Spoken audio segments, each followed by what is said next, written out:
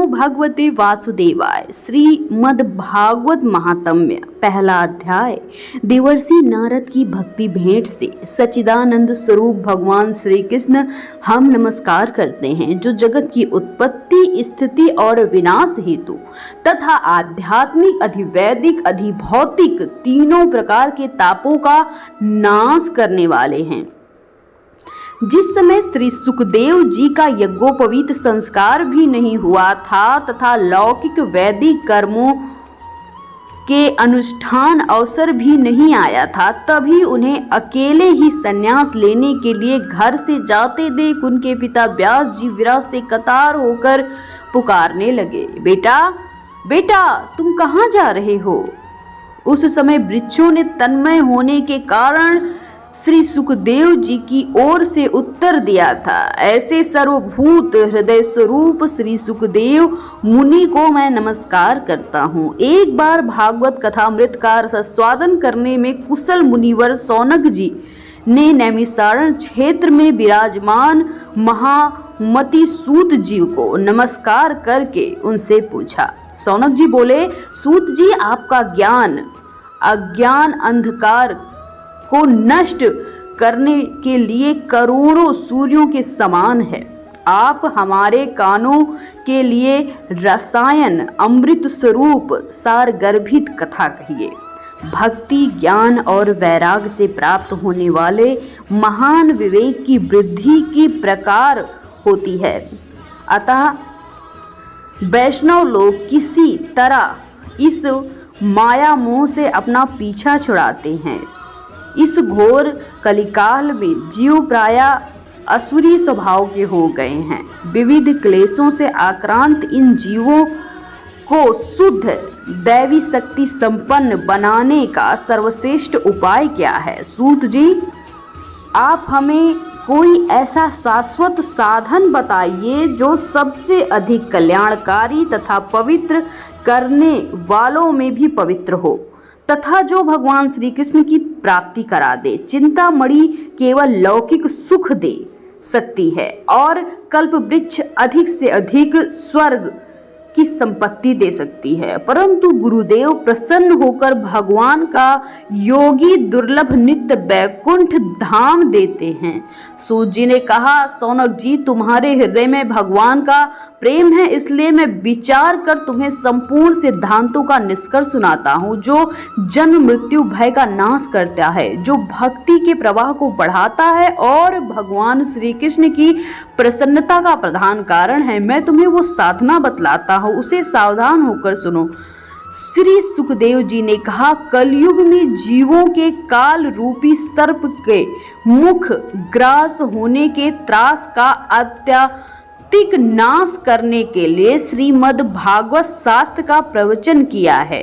मन की शुद्धि के लिए इससे बढ़कर कोई साधना नहीं। जब मनुष्य के जन्म जन्मांतर का पुण्य उदय होता है, तभी उसे इस भागवत शास्त्र की प्राप्ति होती है।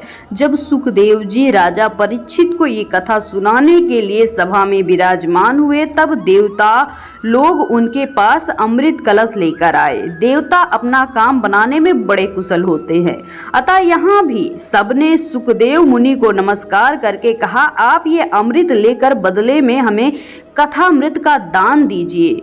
इस प्रकार परस्पर विनिमय यानी अदला बदली हो जाने से राजा परीक्षित अमृत पान करें और हम सब श्रीमद् भागवत अमृत पान करें। इस संसार में कहाँ कांच और कहाँ मणिमूल मणि तथा कहाँ सुधा और कहाँ कथा।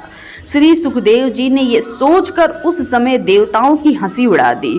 उन्हें शक्ति शून्य कथा का अनाधिकारी जानकर कथामृत दान नहीं किया। इस प्रकार भागवत की कथा देवताओं के लिए भी दुर्लभ है। पूर्व काल में श्रीमद् भागवत के श्रवण से ही राजा परीक्षित मुक्ति देखकर ब्रह्मा जी को बड़ा आश्चर्य हुआ था। उन्होंने सत्यलोक में तराजू बांधकर सब साधनों को तौला, अन्य सभी साधन तौल में हल्के पड़ गए। अपने महत्व के कारण भागवत ही सबसे भारी रहा। ये देखकर सभी ऋषियों को बड़ा विस्मय हुआ। उन्होंने कलयुग में इस भगवत द्रुप भागवत शास्त्र को ही पढ़ने सुनने तत्काल मोक्ष देने वाला निश्चय किया। सप्ताह विधि से श्रवण करने पर ये निश्चित ही भक्ति प्रदान करता है। पूर्व काल में इसे दयापरायण सनकादिक ने देवर्षि नारद को सुनाया।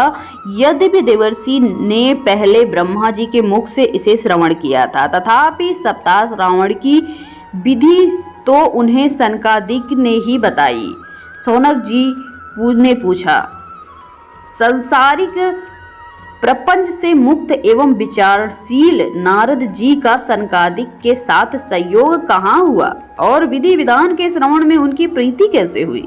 सूत जी ने कहा, मैं तुम्हें वो भक्तिपूर्ण कथा सुनाता हूँ जो सुखदेव जी ने मुझे अपना अन्य शिष्य जानकर एकांत में सुनाया था। एक दिन विशालपुरी में वे चारों निर्मल ऋषि सत्संग के लिए आए। वहां उन्होंने नारद जी को देखा। सनकादिक ने पूछा, ब्राह्मण, आपका मुख उदास क्यों है? आप चिंतासुर कैसे हैं? इतनी जल्दी जल्दी आप कहाँ जा रहे हैं और आपका आगमन कहाँ से आ रहा है? इस समय तो आप उस पुरुष के समान व्याकुल जान पड़ते हैं जिसका सारा धन लुट गया हो। आप जैसे आसक्ति रहित पुरुषों के लिए ये उचित नहीं है। इसका कारण बताइए। नारद जी ने कहा, मैं सर्वोत्तम लोक समझकर पृथ्वी में आया था। यहाँ पुष्कर, प्रयाग, काशी, गोदावरी यानी कि नासिक क्षेत्र, हरिद्वार, कुरुक्षेत्र, श्रीरंग और सेतुबद्ध आदि कई तीर्थों में इधर उधर विचरता रहा, किंतु मुझे कहीं भी मन को संतोष देने वाला शांति नहीं प्राप्त हुई। इस समय अधर्म के सहायक कलयुग ने सारी पृथ्वी को पीड़ित कर रखा है। अब यहाँ सत्य, तप, शौच यानी बाहर भीतर की पवित्रता, दया, दान आदि कुछ भी नहीं है। बेचारे जीव केवल अपने पेट पालने में लगे हुए हैं। ये असत्यभाषी, आलसी, मंद बुद्धि, भाष्यहीन, उपद्रवग्रस्त हो गए हैं। जो साधु संत कह जाते हैं वे पूरे पाखंडी हो गए हैं। देखने में तो विरक्त है, किंतु स्त्री धन आदि सभी का परिग्रह करते हैं। घरों में स्त्रियों का राज्य है। साले सलाहकार बने हुए हैं। लोभ से लोग कन्या विक्रय कर रहे हैं और स्त्री पुरुष में कलह मचा रहे हैं। महात्माओं की आश्रम, तीर्थ और नदियों पार यवनों यानी विधर्मियों का अधिकार हो गया है। उन दुष्टों ने बहुत से देवालय भी नष्ट कर दिए हैं। इस समय यहाँ कोई योगी है ना सिद्ध है, ना ज्ञानी और ना सत्कर्म करने वाला है। सारे साधन इस समय कली रूप दानव से जलकर भस्म हो गए। कलयुग में सभी देशवासी बाजारों में अन्न बेचने लगे हैं। ब्राह्मण लोग पैसा लेकर वेद पढ़ाते हैं और स्त्रियां वेश्यावृत्ति से निर्वाह करने लगी हैं। इस तरह कलयुग के दोष देखता और पृथ्वी पर विचरता हुआ मैं यमुना तट पर पहुंचा, जहां भगवान श्री कृष्ण की अनेक लीलाएं हो चुकी हैं। मुनिवर्यों सुनिए, मैंने एक बड़ा आश्चर्य देखा। वहां एक युवती स्त्री खिन्न मन से बैठी थी। उसके पास दो वृद्ध अचेत अवस्था में पड़े जोर जोर से सांस ले रहे थे। वो तरुणी उनकी सेवा करती हुई कभी उन्हें चेतना का प्रयत्न करती और कभी उनके आगे रोने लगती थी। वो अपने शरीर के रक्षक परमात्मा को दसों दिशाओं में देख रही थी। उसके चारों ओर सैकड़ों स्त्रियां पंखा झल रही थी और बार बार समझाती जा रही थी। दूर से ये सब चरित्र देखकर कुतूहलवश उसके पास चला गया। मुझे देखकर वो युवती खड़ी हुई और बड़ी व्याकुल होकर कहने लगी। युवती ने कहा, अजी महात्मा जी, क्षण भर ठहर जाइए और मेरी चिंता को नष्ट कर दीजिए। आपका संसार में दर्शन तो सभी पापों को नष्ट कर देने वाला है। आपके वचनों से मेरे दुखों की ये बहुत कुछ शांति हो जाएगी। मनुष्य का जब बड़ा भाग्य होता है तभी आपके दर्शन होते हैं। नारद जी कहते हैं, तब मैंने उस स्त्री से पूछा, देवी तुम कौन हो? ये दोनों पुरुष तुम्हारे क्या होते हैं और तुम्हारे पास ये कमल नयनी देवियां कौन हैं? तुम हमें विस्तार से अपने दुखों का कारण बताओ। युवती ने कहा, मेरा नाम भक्ति है। ये ज्ञान और वैराग्य नाम के मेरे पुत्र हैं। समय के फेर से ही ये ऐसे जर्जर हो गए हैं। ये देवियां गंगा जी और नदियां हैं। ये सब मेरी सेवा करने के लिए आई हैं। इस प्रकार साक्षात देवियों के द्वारा सेवित होने पर भी मुझे सुख शांति नहीं है। तपोधन, अब ध्यान देकर मेरा वृत्तांत सुनिए। मेरी कथा वैसे तो प्रसिद्ध है, फिर भी उसे सुनकर आप मुझे शांति प्रदान करें।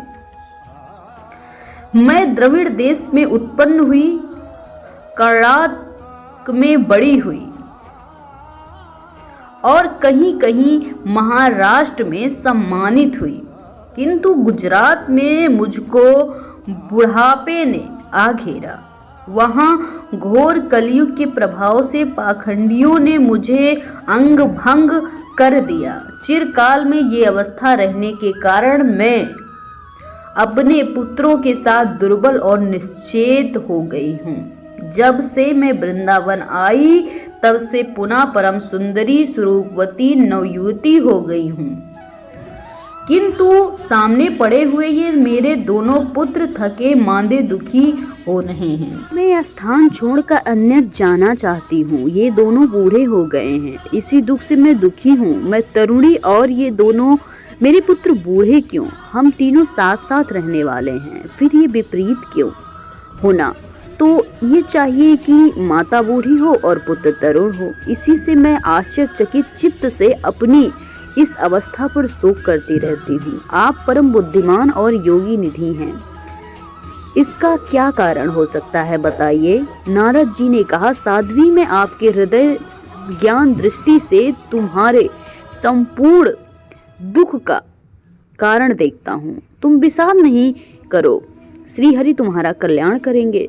सूत जी कहते हैं, मुनिवर नारद जी एक क्षण में ही उसका कारण जानकर कहा। नारद जी ने कहा, देवी सावधान होकर सुनो, ये दारुण कलयुग है। इसी से इस समय सदाचार, योग मार्ग और तप आदि सभी लुप्त हो गए हैं। लोग सष्टा और दुष्कर्म में लगकर अघासुर बन गए हैं। संसार में जहाँ देखो वहीं सत्पुरुष दुख से म्लान हैं और दुष्ट सुखी हो रहे हैं। इस समय जिस बुद्धिमान पुरुष का धैर्य बना है वही ज्ञानी या पंडित है।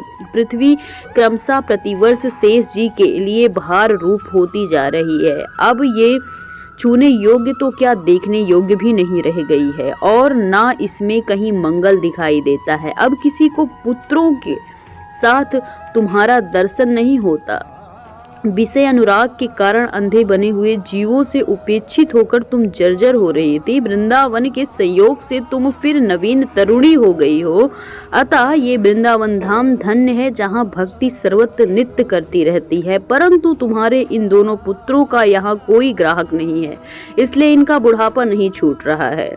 यहाँ इनको कुछ आत्मसुख यानी भागवत स्पर्श जनित आनंद की प्राप्ति होने के कारण सोते सोते जान पड़ते हैं। भक्ति ने कहा, राजा परीक्षित ने इस पापी कलयुग को क्यों रहने दिया? इसके आते ही सब वस्तुओं का सार ना जाने कहाँ चला गया। करुणामय श्री हरि से भी ये अधर्म कैसे देखा जा रहा है? मुने, मेरा ये संदेह दूर कीजिए। आपके विचार से मुझे बड़ी शांति मिली है। नारद जी ने कहा, बाले, यदि तुमने पूछा है तो प्रेम से सुनो। कल्याणी, मैं तुम्हें सब बताऊंगा और तुम्हारे दुख दूर हो जाएंगे। जिस दिन भगवान श्री कृष्ण इस भूल को छोड़कर अपने परम धाम को पधारे, उसी दिन से यहाँ संपूर्ण साधनों बाधा डालने वाले कलयुग आ गया।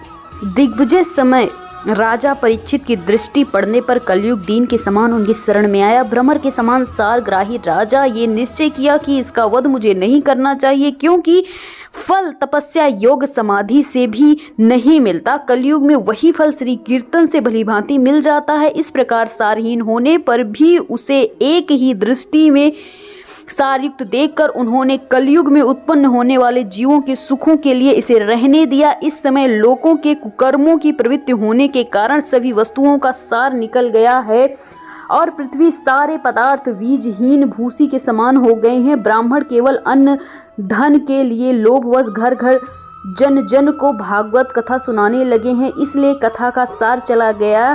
तीर्थों में नाना प्रकार के अन्यंत्र घोर पाप कर्म करने वाले नास्तिक और नारकी पुरुष भी रहने लगे हैं। इसीलिए तीर्थों का प्रभाव भी जाता रहा है। जिनका चित्त निरंतर काम, क्रोध, महान लोभ और तृष्णा से तपता रहा है, वे भी तपस्या ढोंग करने में लगे हैं। इसलिए तप का भी सार निकल गया है। मन पर काबू ना होने के कारण लोभ, दंभ और पाखंड आश्रय लेने के कारण एवं शास्त्र का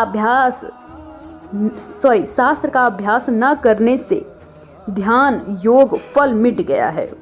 पंडितों की ये दशा भी वे अपनी स्त्रियों तथा भैंसों के समान रमण करते हैं। उनमें संतान पैदा करने की कुशलता पाई जाती है। मुक्ति साधना से सर्वत्र अकुशल हैं। संप्रदाय अनुसार प्राप्त हुई वैष्णवता भी कहीं देखने को नहीं मिलती। इस प्रकार जगह जगह पे वस्तुओं का सार लुप्त होता गया है। ये तो युग का स्वभाव ही है कि इसमें किसी का दोष नहीं है। इसी से पुंडरीकाक्ष भगवान बहुत समीप रहते हुए भी सबसे दूर हो गए हैं। सूत जी कहते हैं, सौनक जी, इस प्रकार देवर्षि नारद के वचन सुनकर भक्ति को बड़ा आश्चर्य हुआ। फिर उसने कुछ कहा, उसे सुनिए। भक्ति ने कहा, देवर्षि आप धन्य हैं। मेरा बड़ा सौभाग्य है जो आपका आगमन हुआ। संसार में साधुओं का दर्शन ही सिद्धि योगों का कारण होता है। आपका केवल एक बार का उपदेश धारण करके कायधु कुमार प्रहलाद ने माया पर विजय प्राप्त किया था। ध्रुव ने आपकी कृपा से ध्रुवपद प्राप्त किया था। आप सर्व मंगलमय साक्षात ब्रह्मा जी के पुत्र हैं। मैं आपको नमस्कार करती हूँ। बोलो वृंदावन बिहारी लाल की। मित्रों, प्रथम अध्याय समाप्त हो चुका है। अगला अध्याय कल आपको फिर मिल जाएगा। हम पूरी सीरीज बना रहे हैं।